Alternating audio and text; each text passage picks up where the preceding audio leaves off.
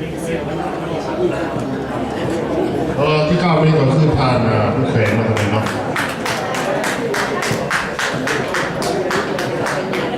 แล้วทานต่อไปทานกีตาร์คณะบริหารขอเสนอกีตาร์พร้อมด้วยภรรยา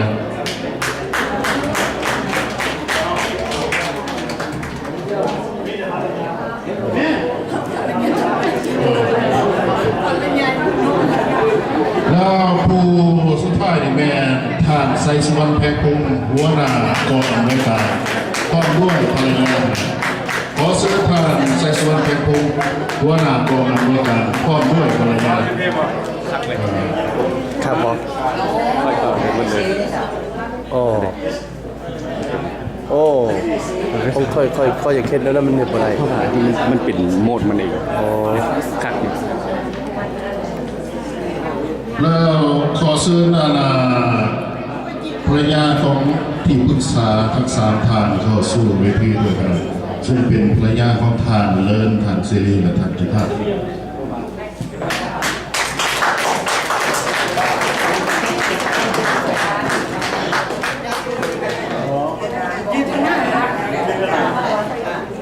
แล้วก็ขอเชิญที่ปรึกษาทั้ง3ท่านเนาะขณะคือท่าน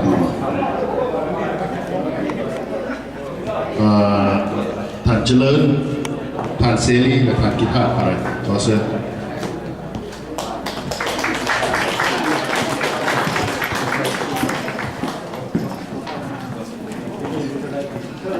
แล้วก็ขอเชิญท่านขานท่านเติ้ลมาคนไหนเนาะทั้ง3ท่าน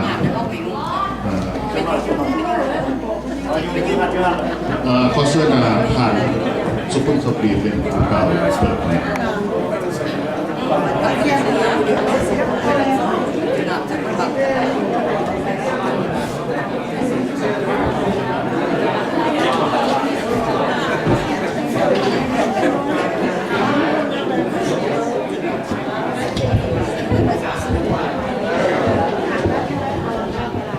สายยับเข้าใกล้ๆ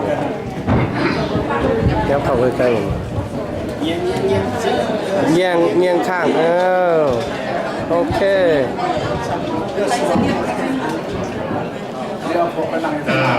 สบายดีทุกท่านขอบใจท่านเฉลิมเพชรเจ้าพิธีกรในงานขับคืนวันนี้ขอแสดงความเคารพนับถือและหักแพงมายังท่านอาวุโสท่านผู้ทรงคุณวุฒิท่านผู้มีเกียรติตลอดจนราวาป่าหลวงอยากดิสหายลูกหลานทุกท่านที่ได้กรุณาให้เกียรติพระห่วงในงานของเราในขับคืนวันนี้และโดยเฉพาะอย่างยิ่ง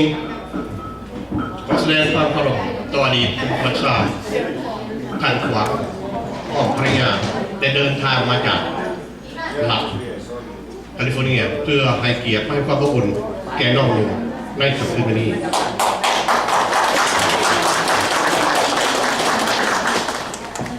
ขอแสดงความนับถือและแพงเพื่อนอดีตลูกทัพฟ้าซึ่งได้เดินทางมาจากต่างหลักเป็นต้นวอชิงตันสเตทเท็กซัสแคลิฟอร์เนียเพื่อมาให้กำลังใจและสนับสนุนงานของพวกเราในค่ำคืนวันนี้เช่นเดียวกัน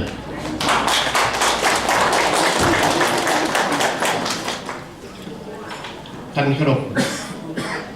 ข้าพเจ้าได้รับเกียรติจากคณะที่ปรึกษาและเพื่อนสมาชิกทุกท่านภายในสโมสรให้ได้เป็นประธานจัดงานนะครับคืนวันนี้พ่อครับได้รับเกียรติให้เป็นผู้เปิดงานราตรีสโมสรครบรอบ1 ปีของการจัดตั้งสโมสรอดีตครอบครัวทางอากาศแห่งประเทศลาวหลักยุทธาได้กับคืนวันนี้แต่ก่อนที่จะถึงวันนั้นข้าพเจ้าขออนุญาตกล่าวที่ไปที่มาและวัตถุประสงค์ของการจัดงานในค่ำคืนวันนี้ว่าเป็นอย่างจึงต้องมีการจัดตั้งอดีตครอบครัวทางอากาศแห่งพระราชาลาวถึงชาติยุทธาเพื่อให้ท่านทราบโดยสังเกต ท่านที่เคารพมิตรสหายที่หักแพงเป็นเวลาหลายกว่า 30 ปี ที่พวกเขาทราบเราประโยชน์ได้หนี้จากบ้านเกิดเมืองนอนของพวกเขาบ่มีหยังติดตัวมาทรัพย์สินเงินทำดินดอนเงื่อนห่างต่างๆ ก็บ่อาจสามารถนำติดตัวออกมาได้ แต่สิ่งหนึ่งซึ่งเขาสามารถนำติดตัวออกมาได้นั่นก็คือมูลมรดกที่พ่อแม่ปู่ย่าตายายของเราได้มอบให้ติดตัวกลายเป็นนิสัยและเป็นสันดานของพวกเขาและนั่นก็คือชีวิตการเป็นอยู่อย่างเรียบง่ายกระทัดรัดเบาบางถนอมถ่อมโตบ่เลือกเวียกนักเวียกเบามีน้ำใจสู่ส้นบ่ย่านแดดบ่ย่านฝนเฮ็ดทุกสิ่งทุกอย่างเพื่อให้จะได้มาถึงปัจจัยสี่เพื่อให้มีชีวิตดำรงคงได้อยู่ในสังคมบริบทของพวกเขาและนั่นก็ได้กลายเป็นอาวุธอันที่แหลมคมของพวกเขาชาวเราประโยชน์ที่นำมาต่อสู้กับชีวิตในประเทศที่สามนี้ได้อย่างมีประสิทธิภาพข้าพเจ้าอยากจะว่าในเบื้องต้นที่พวกเขามาตกอยู่